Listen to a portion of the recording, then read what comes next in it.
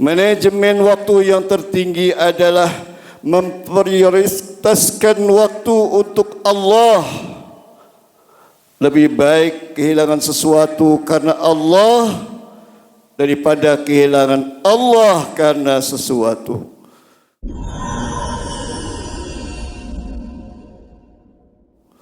Ma'asyiral muslimin rahimakumullah. Renungan kedua, seorang muslim selalu hijrah kepada yang lebih baik. Allah Subhanahu wa taala ciptakan pagi setelah malam agar kita memiliki harapan baru. Setelah hari kemarin mungkin saja kita berbuat kelalaian dan kerugian. Allah Subhanahu wa taala ciptakan perputaran bulan dan tahun agar kita bisa mengevaluasi di setiap jedanya dan memiliki waktu untuk memperbaikinya di bulan dan tahun berikutnya. Tahun baru menghadirkan harapan dan semangat baru. Sebagaimana hijrahnya Rasulullah sallallahu alaihi wasallam bersama para sahabatnya yang membawa kegemilangan dari kota Yathrib yang bermakna keburukan menjadi kota Al-Madinah Al-Munawwarah yang artinya kota yang bersinar, kota yang cemerlang. Taharrak fa inna fi harakatil barakah. Seorang muslim selalu bergerak menuju pada keadaan dan kualitas diri yang lebih baik. Hijrah menuju mardhatillah. Syekh Sahal bin Abdullah At-Tustari, seorang sufi yang hidup pada abad ketiga Hijriyah berkata, berhijrah itu bagi seorang muslim wajib sampai hari kiamat. Pertama, kata beliau, hijrah dari kebodohan kepada keilmuan dan pengetahuan. Ilmu itu cahaya dan kebodohan adalah kegelapan. Kiai Abdul Wahid Hashim, putra pendiri Nahdlatul Ulama, Kiai Haji Hashim Asy'ari berkata, "Idza fatani yawmun wa lam astani' yadan wa lam astafid 'ilman fama dzaka min 'umri." Bila hari melewati aku sedangkan aku tak berbuat apapun pada hari itu, tak pula aku memetik ilmu pengetahuan, maka apalah artinya hidupku hari ini. Kedua, hijrah dari lalai mengingat Allah dengan memperbanyak zikrullah. Ya ayyuhalladzina amanu dzkurullaha dzikran katsira. Wahai orang-orang yang beriman, yang merasa dirinya beriman kepada Allah, ingatlah selalu kepada Allah dengan ingat sebanyak-banyaknya. Ketiga, kata beliau, hijrah dari kemaksiatan kepada ketaatan.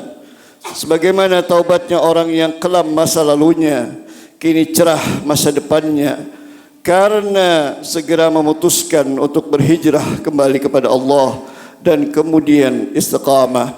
Ya ayyuhalladzina amanu tubu ilallahi taubatan nasuha. Orang yang sukses dan mampu bertahan adalah orang-orang yang bisa beradaptasi dengan perubahan. Orang yang senantiasa bergerak dan berinovasi dan berani muhasabah, mengevaluasi dirinya, sibuk menghisap dirinya dan tidak sibuk menilai orang lain.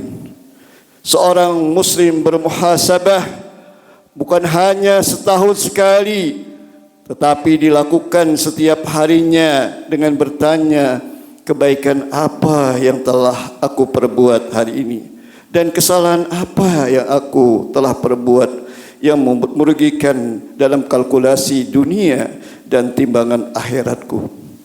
Dalam istighfarnya, seorang muslim bermuhasabah. Muhasabah mengevaluasi kualitas ibadahnya, karena ibadah adalah tujuan diciptakannya manusia. Wa ma khalaqtul jinna wal insa illa liya'budun. dan tidaklah aku menciptakan jin dan manusia melainkan supaya mereka mengabdi kepadaku. Kedua, muhasabah dalam kehidupan sosial kemasyarakatannya. Apakah kita telah menjadi orang yang bermanfaat untuk diri kita, untuk keluarga kita, dan untuk masyarakat kita, dan bukan menjadi beban untuk orang lain. Khairun nas anfahum linnas.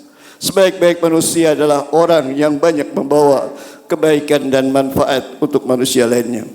Yang ketiga, menyempurnakan kemuliaan akhlak kita hari demi hari. Sebagaimana tujuan Rasulullah sallallahu alaihi wasallam diutus ke muka bumi ini untuk menyempurnakan akhlak. Innama bu'ithu liutammima makarimul akhlak. Dan yang keempat, bermuhasabah akan waktu.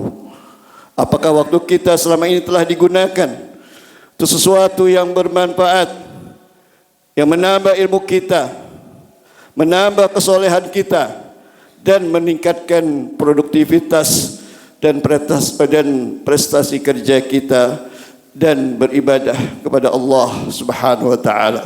Saudara-saudaraku jamaah salat Jumat yang dimuliakan Allah Subhanahu wa taala, semoga di tahun 1447 Hijriah kita menjadi hamba Allah yang lebih soleh, lebih mulia, lebih sukses, lebih bermanfaat, dan lebih bersemangat untuk kemaslahatan masyarakat, umat, dan negara.